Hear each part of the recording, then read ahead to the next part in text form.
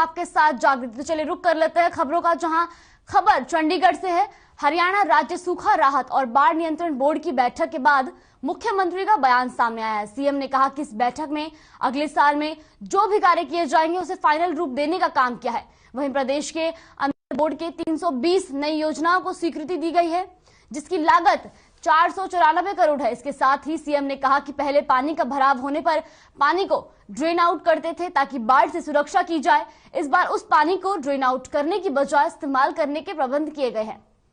2021 में इस साल में यमुना में कोई बाढ़ नहीं आई है। हालांकि भिवानी, रोहतक, झज्जर, हिसार में बाढ़ जैसे हालात उत्पन्न हुए थे, उससे निपटने के भी कार्य किए जा रहे हैं। वहीं जिन किसानों की भूमि में जलभराव की वजह से फसल बर्बाद हुई है, उसकी करवाकर 650 करोड़ का मुआवजा किसानों को दिया जाएगा।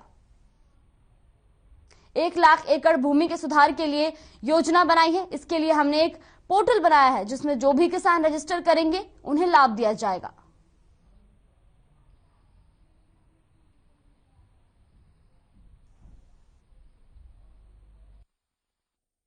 बोर्ड के द्वारा कुल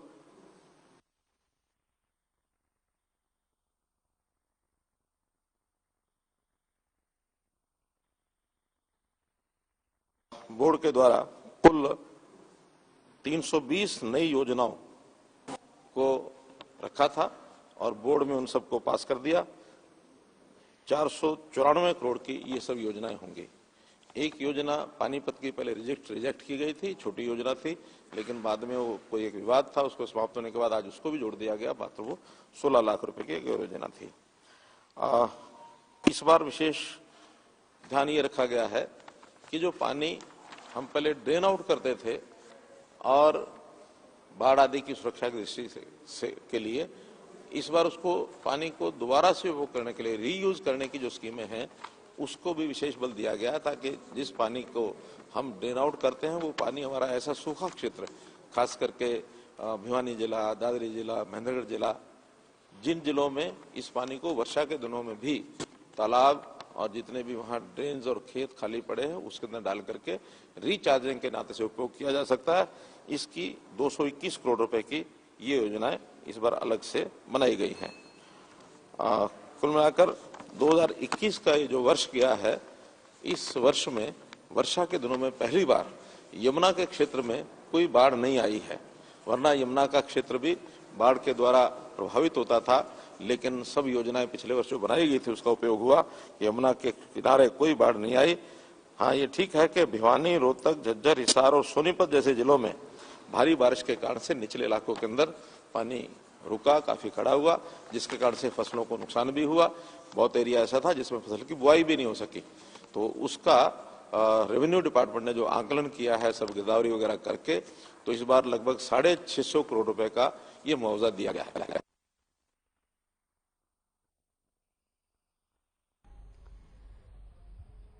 वहीं मुख्यमंत्री मनोहर लाल ने सोमवार को चंडीगढ़ में एक ऑनलाइन मीटिंग की। आपको बता दें कि मुख्यमंत्री मनोहर लाल ने सोमवार को चंडीगढ़ में ऑनलाइन आरटीआई पोर्टल को लॉन्च किया। इस पोर्टल को सूचना का अधिकार अधिनियम के तहत सूचना प्राप्त करने वालों के लिए पायलट प्रोजेक्ट के रूप में शुरू किया गया।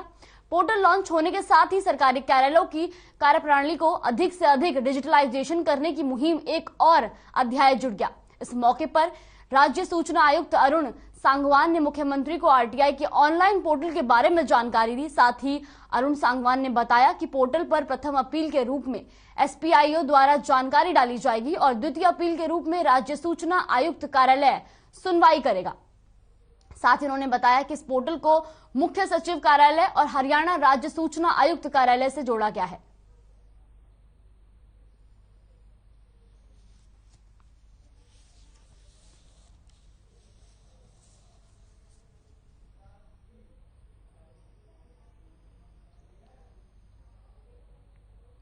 आम आदमी पार्टी के प्रवक्ता मनोज राठी हिसार लघु सचिवालय में भैंस लेकर पहुंचे। इस दौरान मनोज राठी ने कहा कि जिसकी लाठी उसकी भैंस का कानून बनाकर सरकार चल रही है। मास्क के नाम पर आम लोगों के चालान किए जा रहे हैं, जबकि नेताओं की रैली में कोई मास्क नहीं लगाता। मनोज राठी ने कहा कि सिर्फ आम जनता पर कानून थोपा जा रहा है, सबके लिए एक समान कानून होना चाहिए।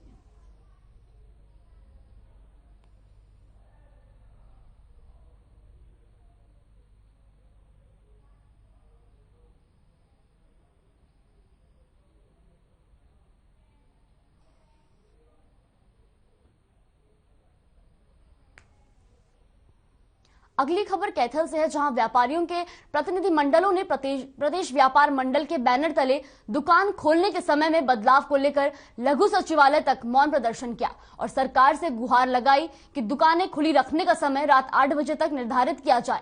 जानकारी के लिए बता दें कि कोरोना के चलते प्रदेश सरकार ने शाम 6 बजे तक दुकान खोले रखने की अनुमति दी है और इसमें बदलाव की मांग को लेकर व्यापारियों ने प्रदर्शन कर उपायुक्त के माध्यम से मुख्यमंत्री और राज्यपाल के नाम का ज्ञापन भी सौंपा है।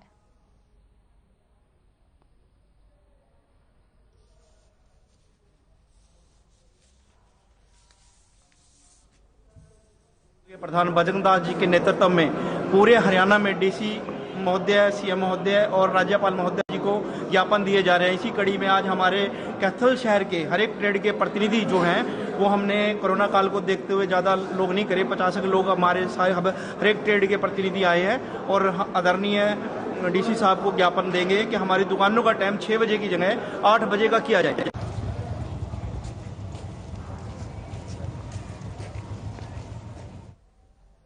अगली खबर महेंद्रगढ़ से है, जहां बसई गांव में पुल के टूटने से लोगों के घरों में पानी घुस गया। दरअसल मालड़ा गांव को जाने वाली सड़क मार्ग के पुल के पास बसई डिस्ट्रीब्यूटरी नहर टूट गई, जिससे खेतों में होते हुए पानी घरों में घुस गया और नहर टूटने से किसानों की तैयार फसल भी पानी में जलमग्न हो गई। वहीं ग्रामीणों ने इसकी सूचना नहर विभाग के अधिकारियों को दी और सूचना मिलते ही विभाग ने पानी की सप्लाई को बंद कर दिया। साथ ही ग्रामीणों ने विभाग के अधिकारियों से नुकसान की भरपाई की मांग भी की। वहीं दूसरी ओर नहर विभाग के जेई संजय कुमार मौके पर पहुंचे और उन्होंने बताया कि पुल को दुरुस्त करने का काम शुरू कर दिया गया है।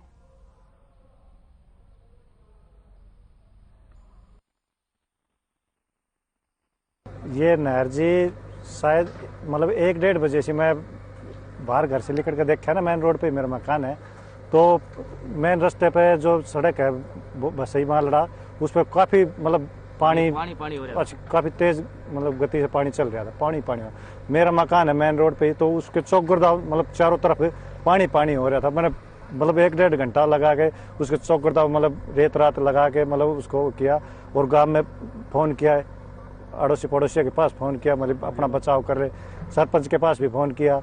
फिर मैंने 100 नंबर पे इमरजेंसी कॉल की। उसके बाद 2-3 बार उन्होंने महकमे का नंबर दिया, वो महकमे का नंबर मतलब उस पर बात नहीं हुई। ये बसई डिस्ट्रीब्यूटर है और ये जैसे आकोदा को तक यहाँ पे आकोदा में जाके खत्म हो जाती है। ये पूरी नहर जिस टाइम पे बनाई गई उसी टाइम से इसके ऊपर कोई भी ढंग का कोई कार्य है या इसका मान लो जो मरम्मत है वो ढंग की इस पे नहीं हो रही। जो एक साइड की जो पटड़ी है वो थोड़ी मजबूत है, लेकिन दूसरी साइड की जो पटड़ी है वो पूरी की पूरी लीकेज है।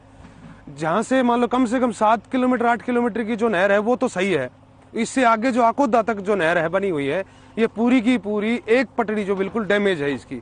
और इसकी जो मान लो जो प्लेट डाली गई थी इसके ऊपर जो लेंटर डाला था वो भी ज्यादा कहीं किसी जगह तो 2 इंच या 3 इंच वो टूटेगी तो क्या करे।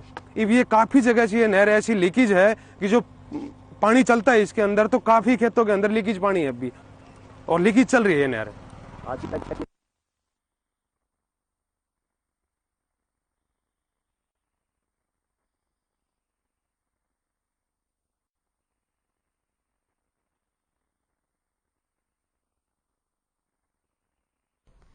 तो महेंद्रगढ़ में जहां बसई गांव में पुल के टूटने से लोगों के घरों में पानी घुस गया। दरअसल मालड़ा गांव को जाने वाली सड़क मार्ग के पुल के पास बसई डिस्ट्रीब्यूटरी नहर टूट गई, जिससे खेतों से होते हुए पानी घरों में घुस गया। वहीं अगली खबर नूह से है, जहां अधिक बारिश के चलते मेवात जिले के खेत में पानी भर गए, जिसके कारण फसल खराब हो गई। वहीं उन फसलों की भरपाई के लिए किसानों ने मुआवजा देने की मांग की है। दरअसल जिले के विधायक और सीएलपी उपनेता चौधरी अफ्ताफ अहमद के ऐलान किया कि 27 तारीख तक पानी की निकासी और विशेष गिरदावरी नहीं हुई तो लघु सचिवालय पर हम प्रदर्शन करेंगे। साथ ही उन्होंने कहा कि किसानों की ये मुख्य फसल है, इसलिए तुरंत उन्हें आर्थिक सहायता प्रदान की जाए। वहीं उन्होंने सरकार पर भी निशाना साधा। गेहूं को भी सब्जी को भी। अगर हम अपने जिले के लोगों के और उनकी जो मांग है, आपने देखा होगा जब से भारतीय जनता पार्टी की सरकार आई है 2014 से, हमने हर एक समय अपनी जनता की मांग को आगे रखा है। लेकिन उसमें हम देख सकते हैं ये सरकार जो है ये कहती ज्यादा कुछ है लेकिन करती कुछ नहीं है धरातल पे। इसलिए हमेशा इसको झकझोर के रखने के लिए और इससे किसी चीज को मनवाने के लिए हमें संघर्ष का रास्ता अपनाना पड़ा है। उसी संघर्ष के रास्ते को अपनाते हुए हमने कहा है कि हमने उपायुक्त महोदय को दो दिन पहले मिलकर इस बात का संज्ञान कर दिया कि बहुत बड़ा नुकसान हुआ है।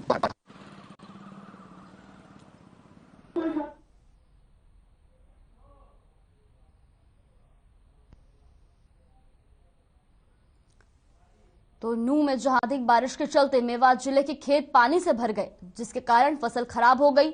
वहीं इन फसलों की भरपाई के लिए किसानों ने मुआवजा देने की मांग की है। दरअसल जिले के विधायक और सीएलपी उपनेता चौधरी अफ्ताफ अहमद ने ऐलान किया कि 27 तारीख तक पानी की निकासी और विशेष गिरदावरी नहीं हुई तो लघु सचिवालय पर हम प्रदर्शन करेंगे। साथ ही उन्होंने कहा कि किसानों की ये मुख्य फसल है, इसलिए तुरंत उन्हें आर्थिक सहायता प्रदान की जाए।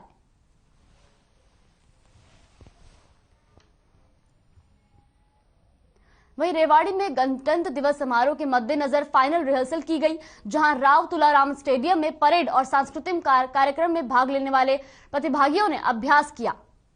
वहीं फाइनल रिहर्सल में समारोह स्थल पर डीसी यशेंद्र सिंह ने ध्वजारोहण कर परेड की सलामी ली और अधिकारियों को इससे संबंधित निर्देश दिए। जिला उपायुक्त यशेंद्र सिंह ने बताया कि 26 जनवरी को आयोजित जिला स्तरीय समारोह में प्रदेश की महिला एवं बाल विकास मंत्री कमलेश डांडा बतौर मुख्य अतिथि उपस्थित होंगी और राष्ट्रीय ध्वज फहराकर परेड का निरीक्षण करने के साथ ही मार्च पास्ट की सलामी लेंगी।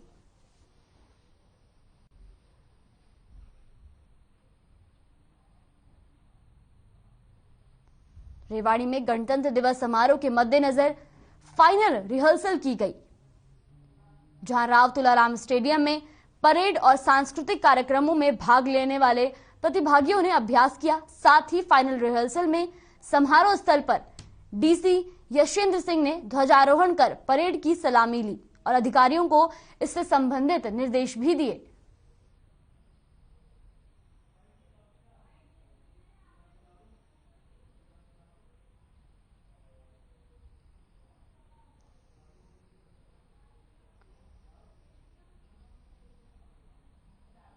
जिला उपायुक्त यशेंद्र सिंह ने बताया कि 26 जनवरी का आयोजन जोश के साथ और उल्लास के साथ मनाया जाएगा। रेवाड़ी में हमारी माननीय मुख्य अतिथि आएंगी और ध्वजारोहण करेंगी और सभी आने वाले लोगों से मेरा अनुरोध है कि वो अपनी जो मास्क है, सैनिटाइजर है, सोशल डिस्टेंसिंग मेंटेन करें और साथ में अपनी डबल डोज की सर्टिफिकेशन साथ ले जाएं।